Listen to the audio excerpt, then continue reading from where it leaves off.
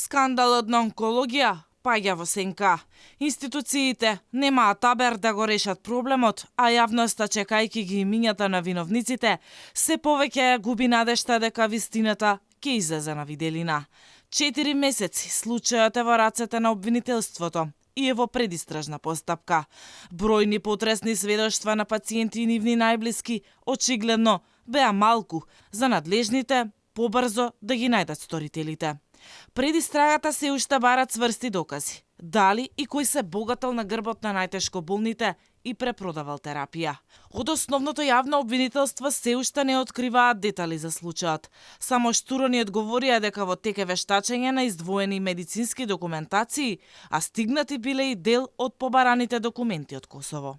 Интензивно се работи на анализа на прибраните докази, во тек се наредните вештачења. Од косовското обвинителство пристигнаат дел од потребните податоци. Соработката и контактите со обвинителствата во Косово и Албанија продолжуваат за проверка на сите околности. Онколошките пациенти се посебно разочарани затоа што се уште нема епилог за скандалот.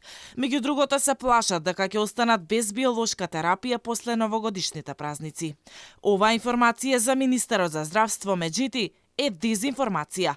Тој уверува дека лекови за болните од рак биле обезбедени.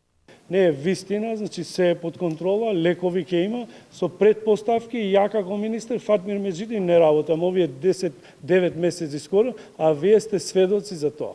Освен разрешување на скандалот, пациентите очекуваат и растеретување на клиниката за онкологија за сите болни да не доаѓаат во Скопје, но и многу повеќе пари, а не условен буџет за неопходната биолошка терапија. Скандалот на онкологија, што јавноста го поистоветува со геноцид, изби на почетокот на септември, кога МВР и ОЈО влегоа на онкологија, иако медиуми со години претходно пишуваа за кражба на лекови и нивна препродажба на црно од страна на вработени во клиниката.